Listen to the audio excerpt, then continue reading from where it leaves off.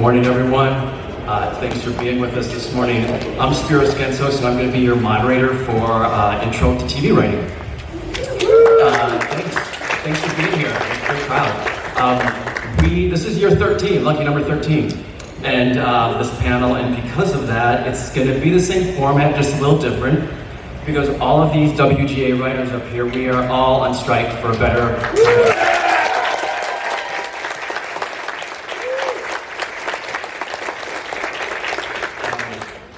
So no one up here is promoting the show, so it's allowable under this contract, but we'll be happy to answer your questions about the strike.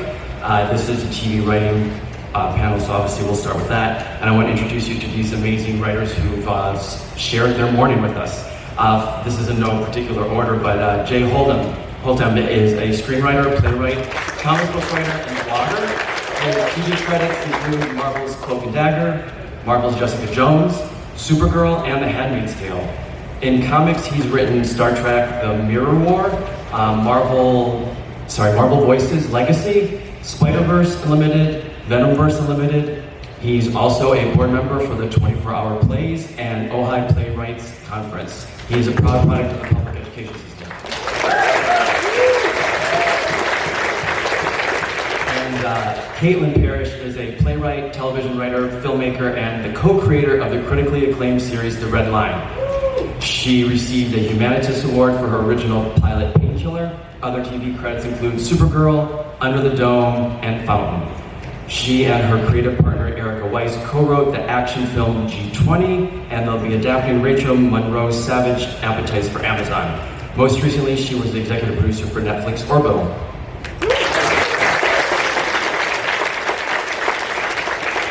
Keto Shimizu grew up in New Jersey and Vermont. She attended film school at Emerson College, then moved to Los Angeles, where she started in post-production. But she kept using nights to follow her true passion, writing. She was accepted into NBC's Writers on the Verge program, and shortly thereafter was staffed on The Cape. From there, she was on Being Human, then was staffed on Arrow for 3 years, then onto its spin-off Legends of Tomorrow, where she became co-showrunner and executive producer.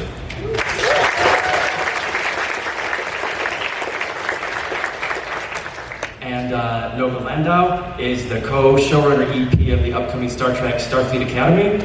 Her love of all things sci-fi, horror, fantasy, and mystery began during her childhood in Santa Fe, New Mexico, and has led her down a very nice genre path in TV writing. Previously, she was the co-creator, showrunner of Nancy Drew, and co-creator EP of Tom Swift. Other TV credits include Wayward Pines, The Magicians, and See. On the feature side, she wrote Tao on Netflix with David Goyer producing and Micah Monroe starring.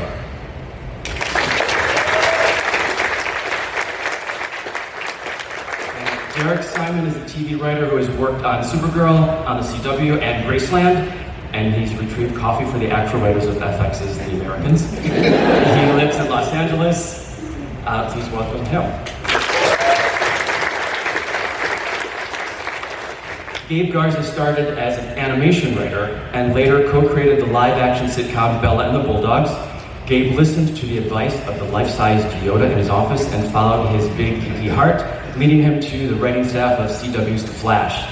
During his 100-plus episode tenure, Gabe became an executive producer of the hit series. This past year, he wrote for The Winchesters and sold a new TV series to Amazon's Freebie based on an IDW comic book. Other work also includes screenplays for Warner Brothers Animation and Universal Pictures. His cats are very proud of him for cats.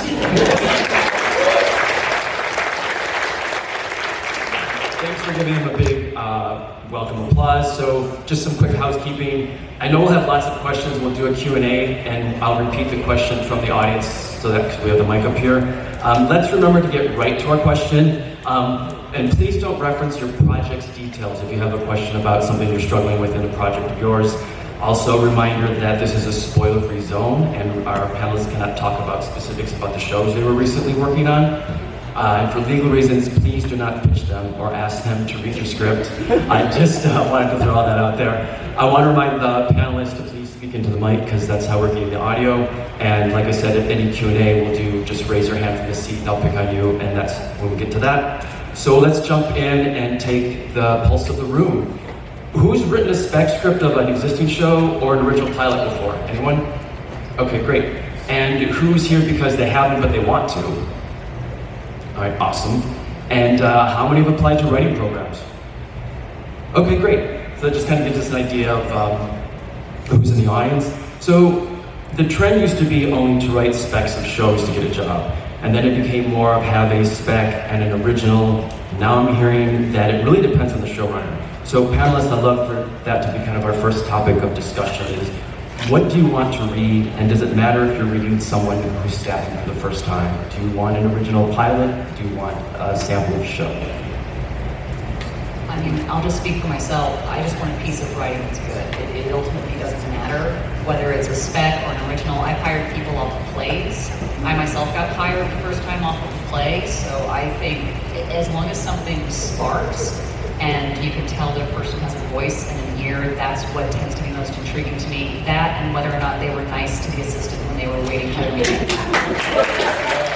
So basically, you're talking about responding to solid material, something that's interesting, good point of view, strong voice. Yeah, just someone who knows what they want to say, who you can tell enjoyed writing the thing that I am reading. There's a lot of joy there. Craft is debatable, in my opinion. I think that a playwright who's never written an episode of television can be taught the math of television fairly quickly. If their voice and ear are apparent in a medium that's not television, I think that has value and shouldn't be dismissed. Great, that's awesome.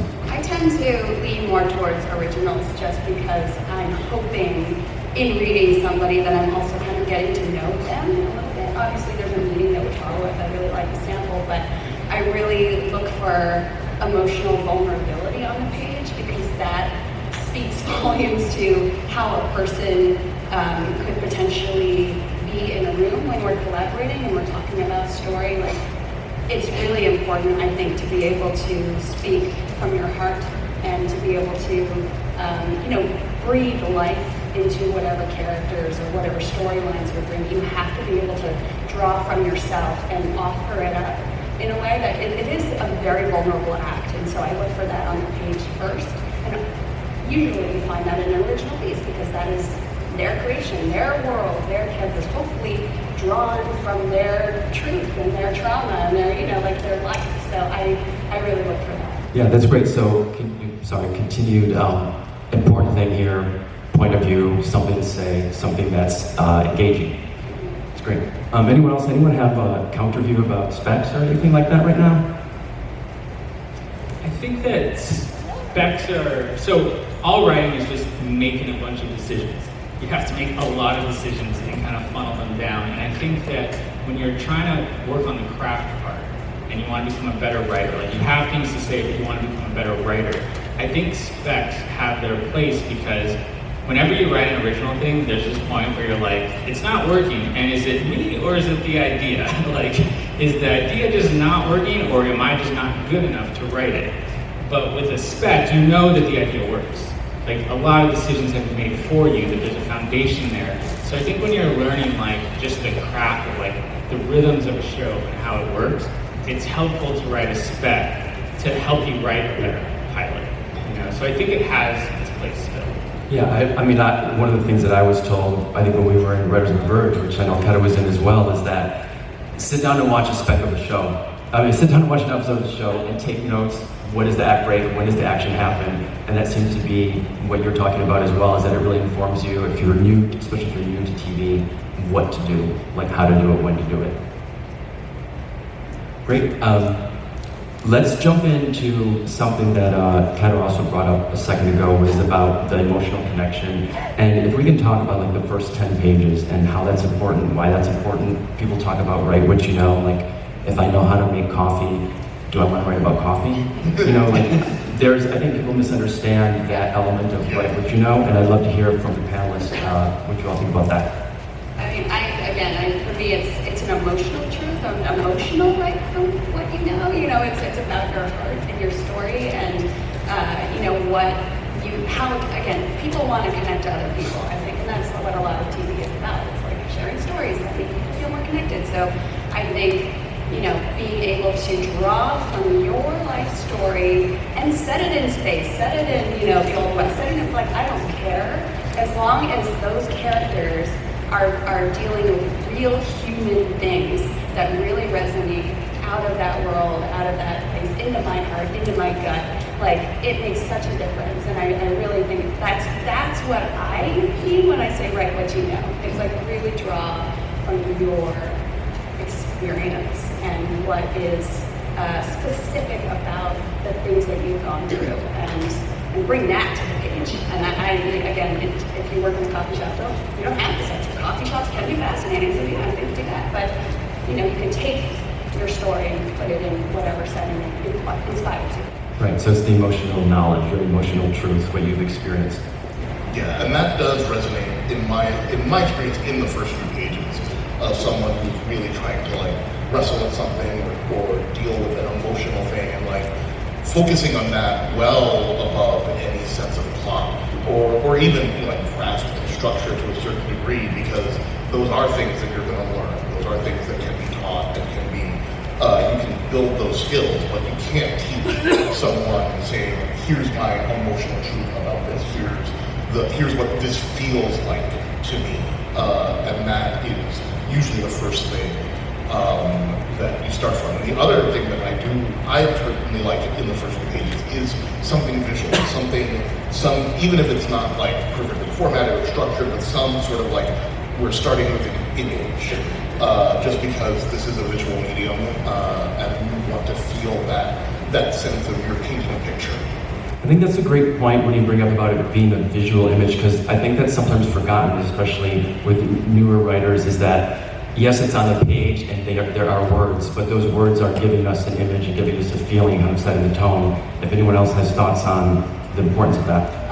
I have a kind of a cynical idea about Let's hear it. the first 10 pages. I think it's really easy to piss off a reader in the first 10 pages just as much as it is to engage a reader in the first 10 pages. And what I'm about to say, I'm sure it doesn't apply to any of the writers in this room. I'm sure you're all anti-racist humanists. But anytime I'm reading the first 10 pages of something and the first female character is introduced naked, having sex, stripping, or described as Brittany, 29, has no idea how sexy she is, I am 70% more likely to stop reading. That was my script. No, that's a really great point. I feel like it seems like we should have moved on from that by now, but I know that there's still a section. What samples have you been reading?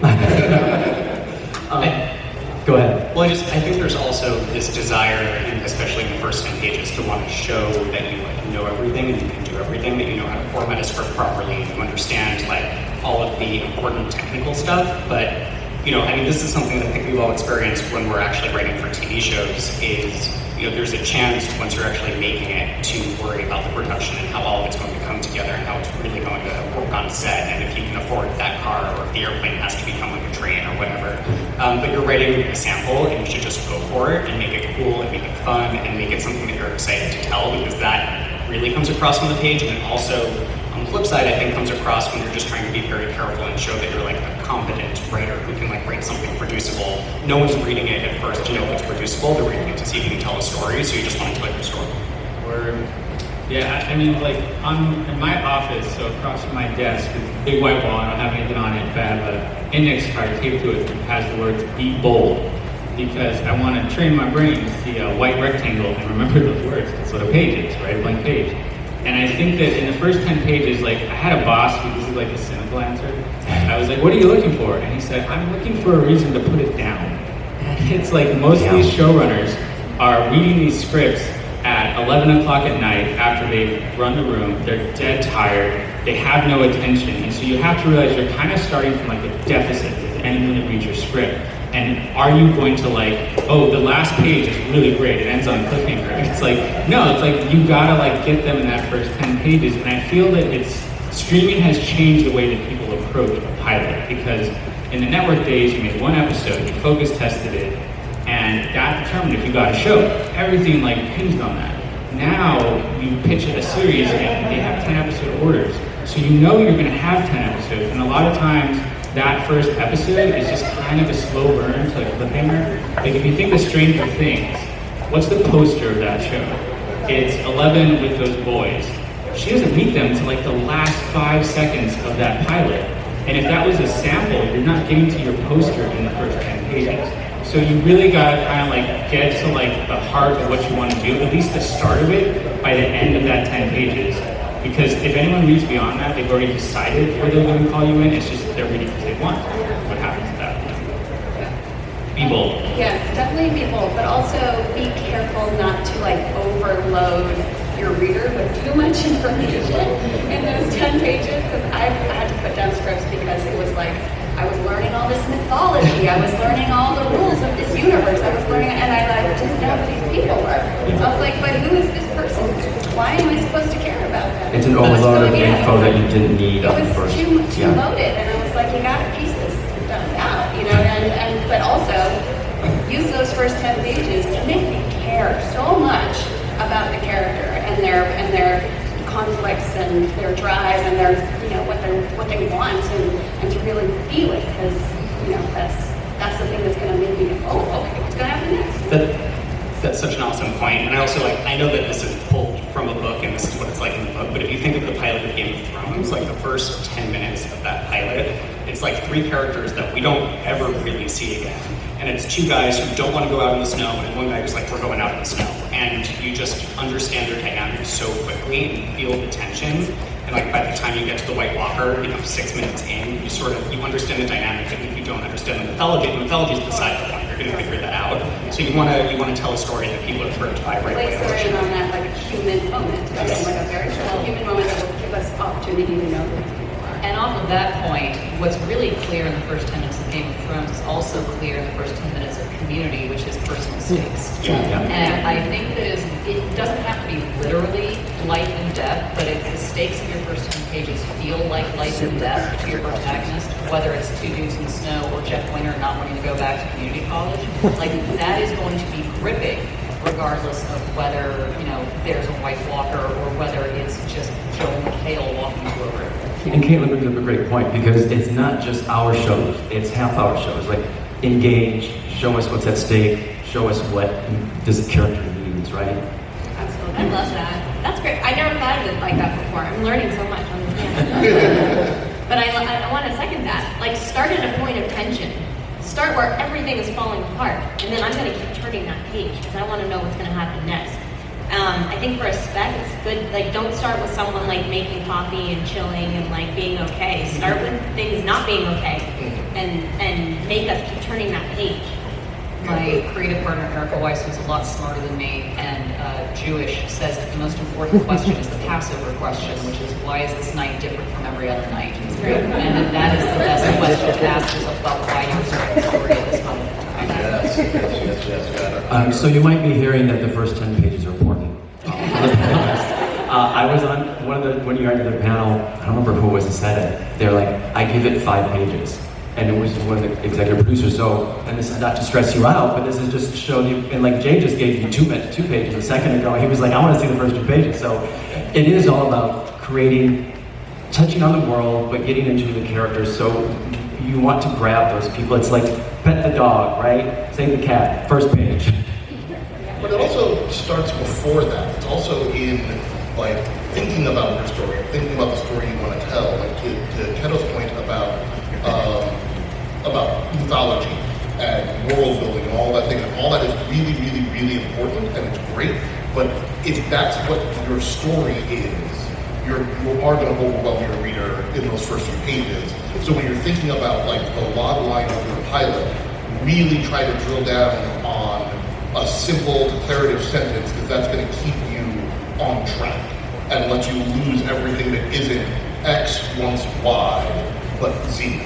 You know, and like that's going to give you all those things. It's really that point. Like usually when I'm reading something that's got a lot of world building at the beginning, I'm usually thinking this person doesn't know what the story is, and they think the story is, you know, This cool world I made. Yeah, And it's like, of whatever. Yeah. No, I don't care about that. I care about X wants Y, not Z.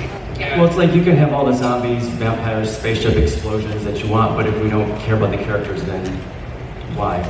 Yeah, I mean, like, the first 10 pages doesn't mean, like, I don't want to make it seem like we're all saying, like, put all the Michael Bay in there, like, and stuff. Like, one of my pilots that got a lot of like response, like the first scene is like a mother putting her child in a basket and then putting the basket out to sea, and it's a very quiet. You wrote the Bible? Speaking of He looks great for his Most age. sought after IPs. But like the point is, like, it's a quiet scene. It's not explosions. It's not naked woman. It's not people having sex. It's not any of this sort of like in-your-face shock value. You can open with something that is a big event that doesn't have to have explosions and stuff, but like open with something that means something. Because if it doesn't mean something, then like you read so many pilots that are just like introduction to character after character for the first 10 pages, and you're like, there's no problem. There's no one that cares about anything, and you will only care as much as your characters care. And a woman putting her baby into a basket cares a lot, obviously. Yeah, one of my favorite shows of all time is this Canadian show called Slings and Arrows. It's about a theater festival. And the first 10 minutes of that pilot are a rehearsal for The Tempest going badly because the lights aren't working. That's it. There's no explosions. And it is gripping and hilarious and human. Like, you know, to Kato's point, if you are filling it with emotion and the stakes are very important to those people, the plot, I don't know. I think the plot is secondary. I think that the character is primary, and as long as it's there, you can kind of do whatever you want, and it will be good. Yeah, that's great. Let's pivot for a second, talk about when you have that script done and what that script is, whether it's a procedural or a drama or what have you. When you're reading a script, what are you looking for in the way of content? Like, you know, when you're staffing Star Trek, right? Do I need to write a Star Trek spec? No. Do I need to write a sci-fi spec? Like, what are you looking for? I mean, honestly, I think it would be like great to hear from all of you. Like, Yeah. what is it? Family? Is it, you know, what are the themes? So when you're building a writer's room, you're building a group of people that are going to be different but are going to complement each other. So a lot of showrunners will go into it saying, I really need someone who can be just so funny. I really need someone who can write about brothers. I really need someone who can come in, you know, from the perspective of someone who's disabled. There's so many things you need in the patchwork of a writer's room. So you can't control that, right? You don't know what they're looking for. I would say if there's something unique about you, which I know that every single person in this room, you have many things that are unique about you. It doesn't hurt to put that in your story. It doesn't hurt to put your lens on the world in the story. Yeah, I think that's a really great point. Amy? Well, I was just going to say, the last two shows I worked on were Orbital, which is a mystery set on the International Space Station, and Foundation, which is like the biggest space opera that ever space opera. And both jobs I got with murder mystery pilots set in the kink community in Chicago. Like, as non-space as you can get. And I think that, to Nova's point, like, that showrunner is looking for you to be a missing piece. And I think that on both of these shows, for whatever reason, my delightful male showrunners were looking for a feminist scold. And I was very happy to be that feminist scold for them. But again, the thing that will come across is, was this personal to you? Is the craft there?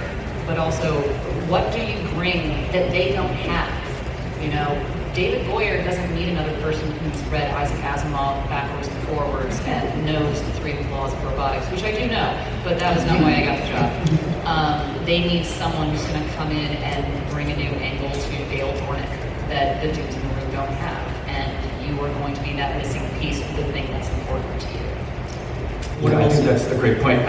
Go ahead with what you're going to say, but also I would love to hear if can you talk about like your spec that got you staffed on that show. Anyone who wants to share an idea, like I wrote a country western and I got staffed on a sci-fi, like or I've staffed someone very similar. Like I have a country western show and they wrote something about SNL. You know, like whatever those interesting stories are. I think it would just be great to hear, because it's like you can't submit a Grey's Anatomy spec to Grey's Anatomy, obviously for legal reasons, just in case you didn't know that. But if you're a procedural person, you want to lean into that and be like, I love procedurals, I love hospital stuff, and here's why, and I'm going to write one. So there's one way to go, but there's also I need someone who can tell jokes in the middle of space, you know, or something like that.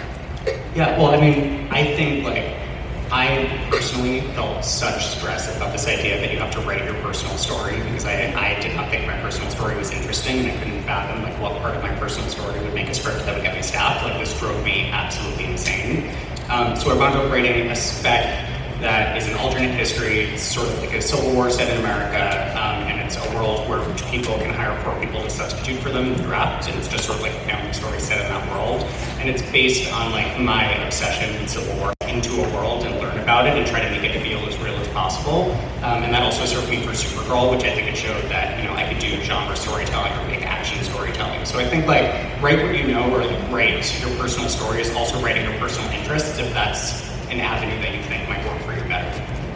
I mean, for me, the first pilot that I wrote was a kind of like justified cop show about an ATF agent who goes undercover as a hitman. Like, that's a regular assignment, is getting people to hire him and then busting him. And to Caitlin's point, the first scene of that is just this dude and one of his clients sitting in a pickup truck in a Wendy's parking lot in Colorado. Like, that's just it. But I got staffed on Pitch, which is a show about a female baseball player. And at the time, even I like going into that meeting, I'm like, I don't know what I'm doing here, and I am not going to get this job. But then I got that job, and I don't quite know why. The script was good, and the script, you know, it wasn't my personal story. I am not an ATF agent. I've been to Colorado. I've never hired a hitman. I read an article in Esquire that I thought was interesting, and the thing that, like, for me, hooked me in and was like the core of the pilot was, you know, I grew up in very white New Jersey for like my formative years. I spent my entire life being the only black guy in most rooms that I'm in, and I understood what it felt like to be an undercover agent. I felt what it felt like to be torn between two worlds.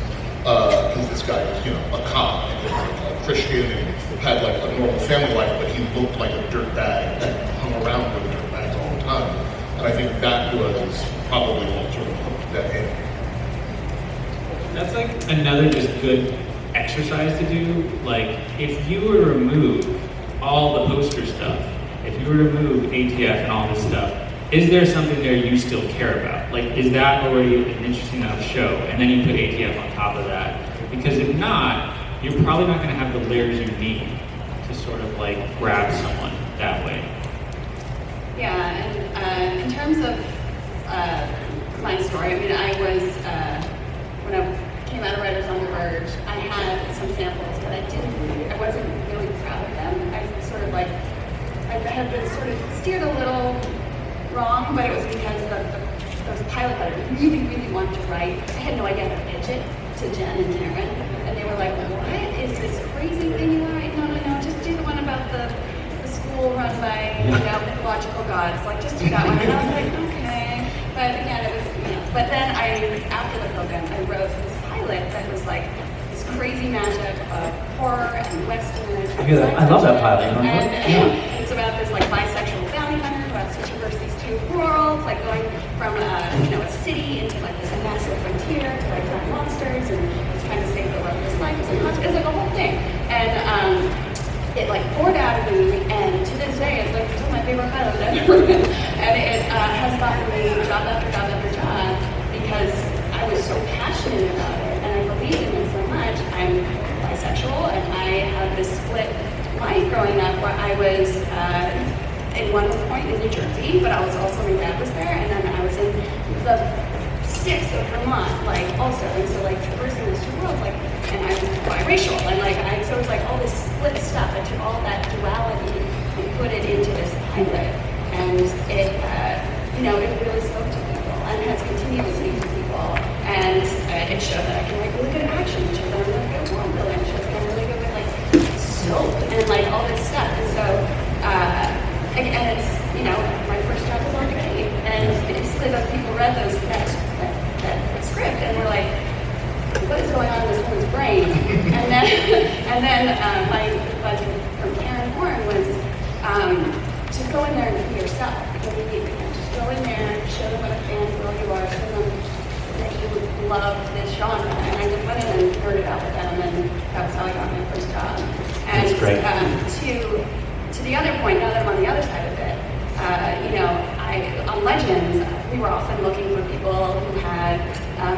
certainly funny bones, because it turned into a comedy in the end there, but people who had very specific cultural backgrounds.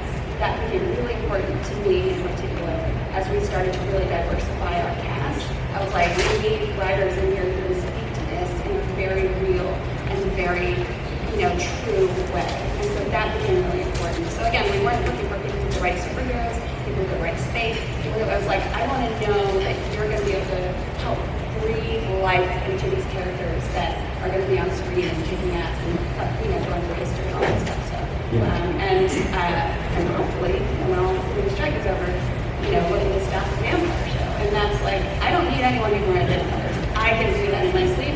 The author who I'm working with can do that in her sleep. I'm going to need people who can write real, juicy, emotional, heartbreaking specs, because it's a heartbreaker, this story. And people, again, guts on the table. That's what I'm doing. Guts on the table, people. And I just think off of what I was saying, this is so important. I think don't listen to anyone who tells you what spec to write. You know what sample you want to write. You know it in your head. You know it in your heart. You know what you want to write. And someone's like, actually, you should write that spy show. I think that's what's going to get you a job. That's never going to get you a job. It's just not going to be a job. Yeah. And off of Keto's pilot, which frankly I want to read, that sounds amazing. It probably stood out because there was very little out there like it. Everyone is going to read 18 million cop pilots, which is not to say you shouldn't write a cop pilot if that's the song in your heart, just to know that there is such a thing as saturation of the market. So if you want to write a horror western, yeah, that sounds a lot different than the 60 other scripts I had to read today. That sounds great. I think Keto brings up a great point about that and about writing what you know. I think Keto and Jay's, the story that they've told about themselves and how they put it into their scripts, it kind of encapsulates this whole idea of what we're talking about when write what you know and be yourself, which I think is really important. I was going to start Q&A from the audience also, but I wanted to make sure everyone listening wanted to get a word in about this topic. If you guys are good for us to move on. Okay, great. Show of hands, anyone have questions at this point? See a Spider-Man cap, and then you, and then you over here, okay?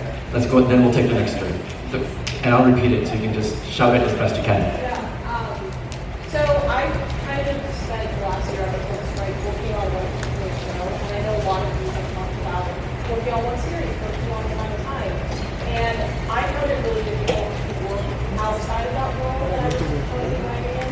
So how do you make the balance of developing your own ideas while also being staff for a very long time on the show? So it's essentially a work-life balance show about writing, right? You've been on a show for a long time. How do you write your own material working on that show? I think that we have some good answers for that up here. That is really hard. I am also a mother of 2 little children, so it's extra hard to find time to work on my own things. I managed to do it because I had to. It was there's no way I can only do, legend in this case, but I was like, I have to start getting my own stuff out there. I really had to start, being my own advocate in the development space and hustling. And I did that even while I was running the show because I knew the show wasn't going to last forever, and it didn't. And I had to be ready. I had to have my foot out the door into that next thing. And now that I've been developing for the last 2 years, it's I have no choice but to work on 5 things at any given time. And when one, we bring it out to the market, it doesn't go, guess what? I've been already reading 2 other books that I developed. I've already been talking to this other production company. I've already been developing an original idea. I've already been, it's you have to do multiple things. And it's really hard, guys. It's really hard. But that's why you just have to dedicate your time to it in whatever way you can. It's just set yourself a schedule. Make sure that you're using some of your own time for your own thing. Otherwise, it's just never gonna get done, and you'll have a million excuses and a million reasons not to do it. But in order to make things happen for yourself, you just have to put in the time. Yeah, I think that's a great point. It's funny, I still feel the way I did when I was an assistant, and you're working all those long hours, you're like, now I have to go home and I have to write something. And even no matter if you're an assistant on a show, if you're running a show, or even if you're not working in the industry and you're working on a civilian job, for lack of a better word, and you still have to come home and find that time to write. Yeah, I think there's also an aspect of it that's I mean, it's so hard. I was on Supergirl all 6 seasons, which because of COVID was like 7 years, and like my brain had just melted, and I forgot who I was as a writer or as a person. And, you know, in addition to writing, working, and like I'm in the same boat as you, where it's like 2 years of development and trying to keep all these balls in the air. Also, just like try to remember like who you are as a person and what you love and like what brings you joy. Like I spent 3 years building a Star Destroyer Lego, like very, very slowly, and that just like kept me zen. Or like, you know, rewatching like some of my favorite movies. Like just try to like reinvest in yourself creatively, because that will ultimately pay off in your writing. And if you just spend all of your time working on your show and then all of your time trying to write a script, like your brain will melt also, and I don't want that for You have to live. You have to. Yeah. I want to agree very, very wholeheartedly with that. That because I have a 4-year-old and a 2-year-old. Hello. And controversial, because they're all right. They're correct. But I also think that you have to learn how to rest. And you have to learn how to refill the well. On the opposite end of the emotional spectrum, I find rage and spite very I was also on Supergirl for only 3 years, and I think all of the Arrowverse people on this panel are familiar with Andrew Kreisberg, who was there the first 3 years and was not a good boss. Google Variety, Andrew Kreisberg. And I remember feeling a distinct sense of, this hack is not going to break me, and I am not going to become a hack like him. And so that helped on the days where that hack kept us until 10 p.m. because he had no friends and just wanted to eat deli food with us and had no respect for our boundaries or work-life balance. It helped a lot when I had to go home to work on my own stuff to go, that hack will not break me. And I use meaner words than hack, but I don't want to shame Spiro in the recording. You need to set my cup of tea down. Like, that's another thing too.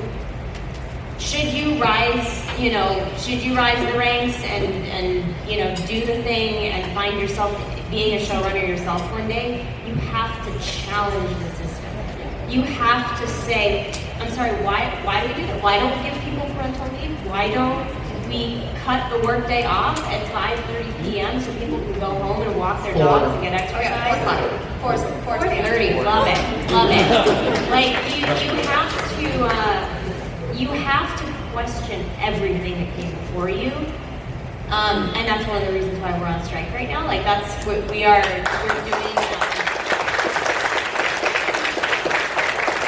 That was a great question that led to a nice conversation. So thank you for the question. I hope that was helpful. And then you here. Hello. Mine's actually kind of related. So we have our U.S. women's soccer team who's getting pay equity in the World Cup this time.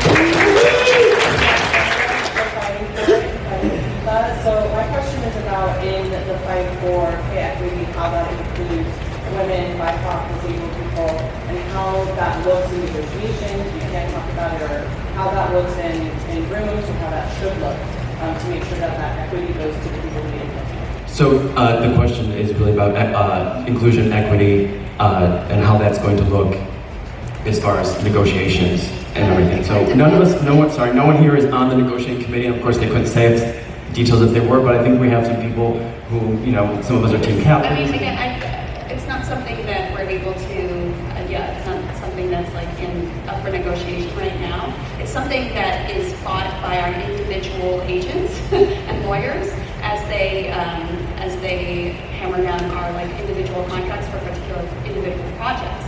So it's a mess, basically, is the short story. It's a big, old, crazy, cloak and dagger mess. It's like you have no idea what's going on back there at whatever company's VA you're working with. And the best way I found to try and get equity is to talk to the rest of the people on that project, and to talk to friends who have done a similar level as me and who have done work with that VA or and I say, how much did you get per episode? How much did they give you for a pilot fee? What was your hiring? And most of my friends will tell me, and likewise, I will tell them when they ask me. And I feel like that's been a huge change since the ATA thing, which we all left our agents because they were basically racketeers. Yeah. And we got, thank you, and we have 2 minutes left. So I feel like that's, writers now talk to each other, and Writers that's, talking to each other is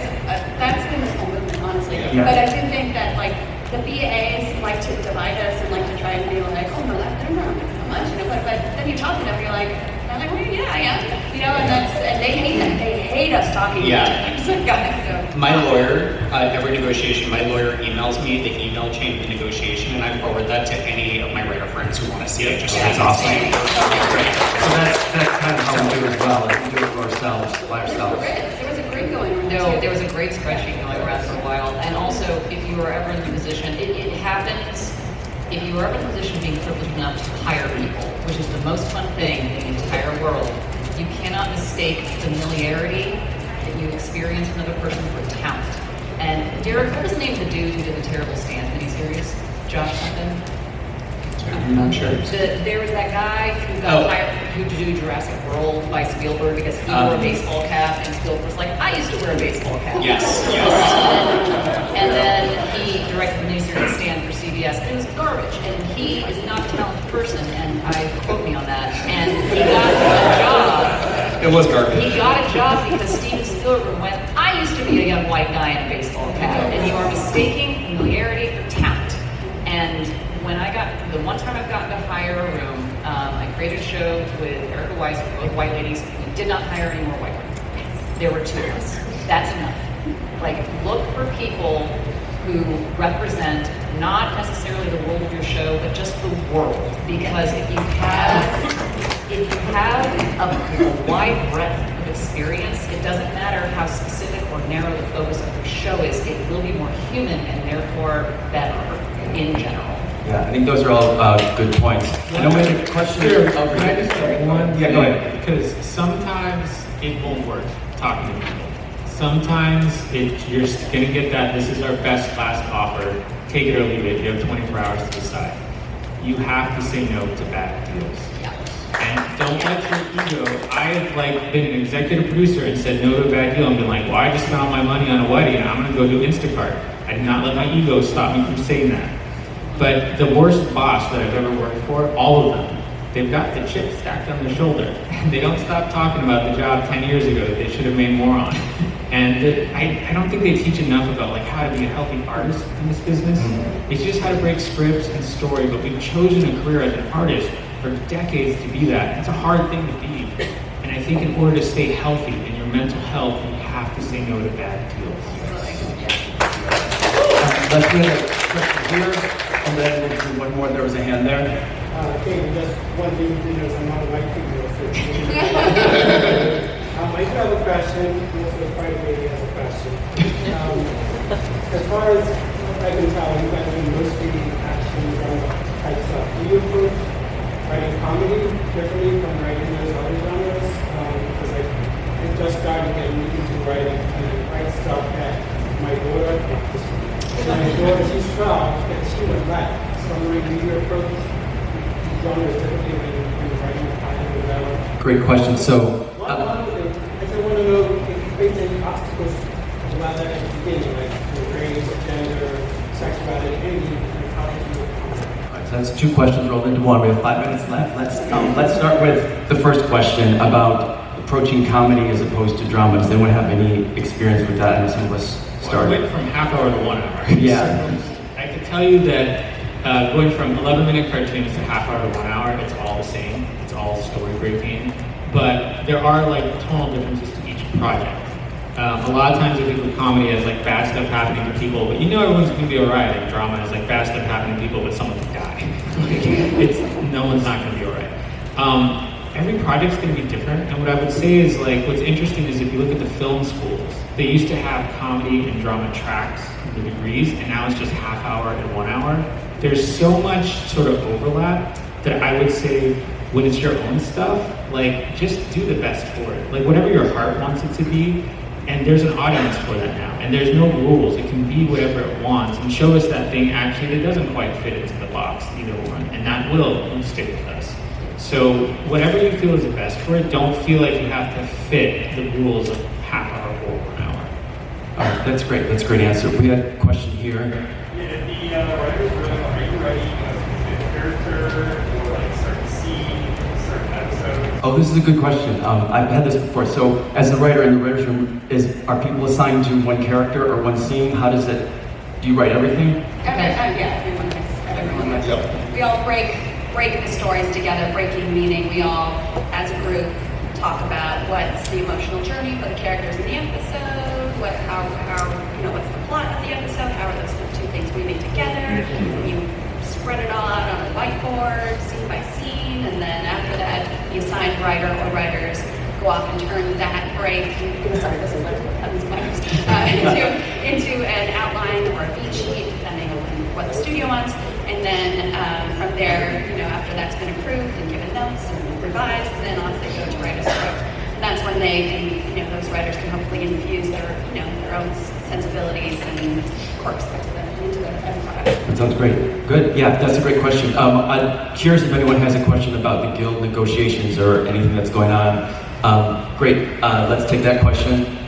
Hello.